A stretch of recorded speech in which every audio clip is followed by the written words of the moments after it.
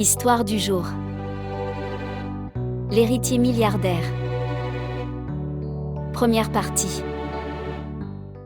Assis dans un salon privé du Phoenix, club select exclusivement fréquenté par les membres de la haute société, Grayson Blake, homme athlétique à la mine stoïque, était absorbé par ses pensées.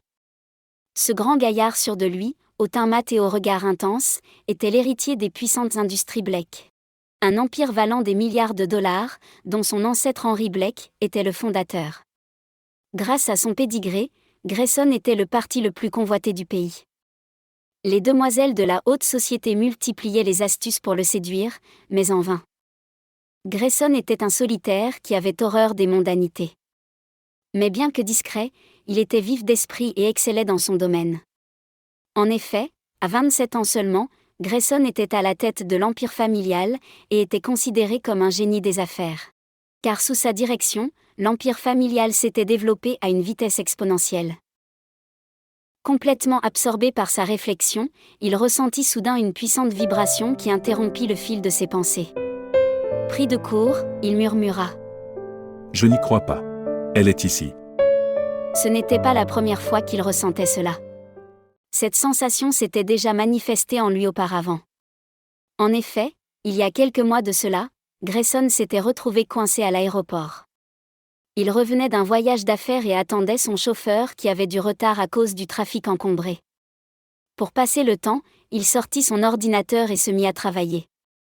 Mais soudain, tout son être se mit à vibrer. Instinctivement, et sans trop savoir pourquoi, il se retourna, et son regard se posa sur la créature la plus sublime qu'il n'ait jamais contemplée. En posant les yeux sur elle, la vibration s'intensifia. Complètement hypnotisé par cet ange magnifique, il la suivit du regard un moment. Cependant, la sonnerie de son téléphone interrompit son errance. Grayson baissa la tête un instant pour prendre son téléphone. Lorsqu'il releva la tête, la divine créature avait disparu dans la foule. Déçu, il décrocha. « Allô ?» dit la personne à l'autre bout du fil. C'était le chauffeur qui donnait des nouvelles. « Oui. Le trafic est dégagé. Je serai là dans une dizaine de minutes. »« Entendu. » répondit Grayson avec son calme habituel. Après avoir raccroché, Grayson observa qu'un phénomène étrange se produisait en lui. L'image de la divine créature aperçue plus tôt tournait en boucle dans sa tête. À cette pensée, son cœur se mit à palpiter avec force.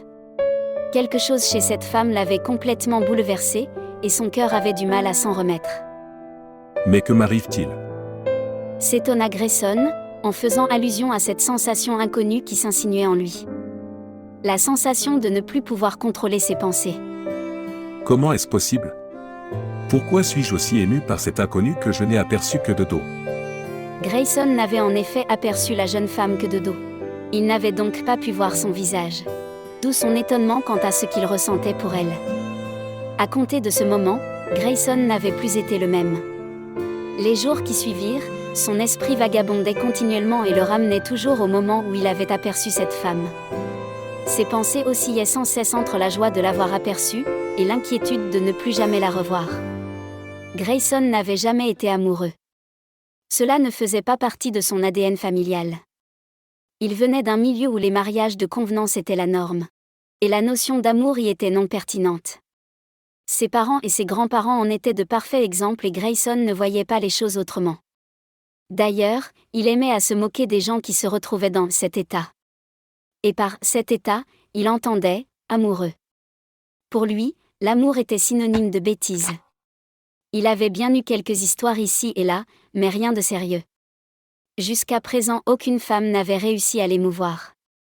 Enfin, jusqu'au moment où il posa les yeux sur l'inconnu de l'aéroport.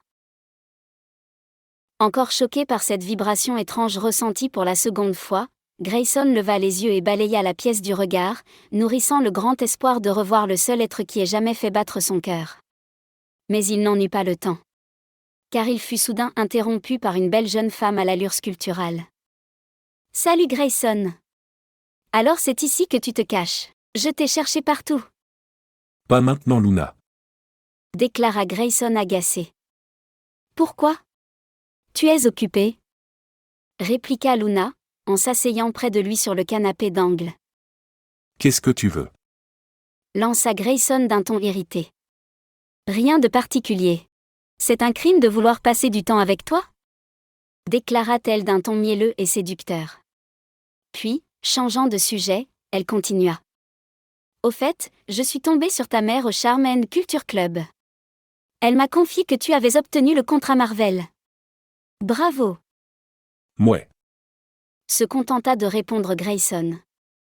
Puis, il se détourna et promena son regard dans la pièce, espérant apercevoir l'inconnue de l'aéroport. Mais elle était nulle part. Perplexe, Luna lui demanda. « Mais qu'est-ce que tu regardes ?» Rien. répliqua-t-il, en se levant et en s'éloignant. Comme Grayson, Luna Clark était une héritière issue d'une vieille famille de la haute société. La richesse de sa famille remontait à des générations. C'était un empire puissant qui déployait ses tentacules dans différents domaines tels que l'immobilier, la finance, le divertissement, etc. Étant enfant unique, elle était destinée à reprendre les rênes de ce grand empire dans le futur. Et pour maintenir et faire croître cet empire, il lui fallait un homme d'exception à ses côtés. Et Grayson était le seul qui répondait aux critères de sa famille. Il était beau, intelligent, brillant, et venait d'une famille beaucoup plus puissante que la sienne. De plus, elle en était amoureuse, ce qui ne gâtait rien. Son but ultime était dès lors de harponner ce gros poisson tant convoité et d'en faire son mari. Et pour toutes ces raisons, elle ne manquait jamais une occasion de se rappeler à son bon souvenir. Grayson quitta le Phénix dans un état de nervosité totale. Cela faisait des mois qu'il pensait à l'inconnue de l'aéroport, et se demandait s'il la reverrait un jour. Il se souvint du jour où il ressentit cette vibration pour la première fois. Quelque chose qu'il décrit comme une intuition l'avait poussé à se retourner. Et lorsqu'il posa les yeux sur elle, la vibration s'intensifia et son cœur battit à tout rompre, à tel point qu'il était complètement incapable de le contrôler. Malheureusement, elle lui avait échappé. Et par la suite, il avait presque perdu l'espoir de la revoir. Mais voilà que ce soir, ce phénomène se produisait à nouveau. Il se demanda. Était-elle présente ce soir? Intrigué et plein d'espoir, il décida de se rendre au Phénix tous les soirs à la même heure, espérant ainsi tirer cette affaire au clair. Aussitôt dit, aussitôt fait. Le lendemain à la même heure, Grayson fit son entrée au Phénix.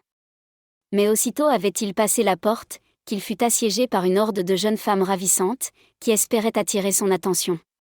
Luna, qui fréquentait régulièrement le Phénix, était présente et fut témoin de la scène. Jalouse, elle se précipita sur lui et s'accrocha à son bras. C'était une manière pour elle de marquer son territoire.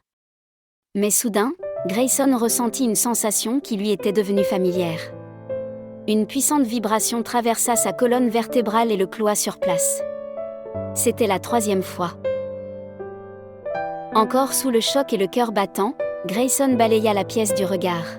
Bientôt, ses yeux s'arrêtèrent sur une splendide silhouette de dos. À sa vue, ses yeux s'écarquillèrent de surprise et d'excitation. Il avait peine à le croire. Non, ce n'était pas possible. Elle était là. Cette silhouette de dos qu'il avait vue et revue dans ses pensées, était bien là, devant lui. Te voilà enfin. Marmonna-t-il, le cœur battant. Luna, qui l'observait, déclara d'un air agacé. Encore ce regard. Mais que cherches-tu à la fin? Mais Grayson ne l'entendait déjà plus. Il venait d'apercevoir l'inconnue de l'aéroport. Cette fois-ci, il n'avait pas l'intention de la laisser lui échapper.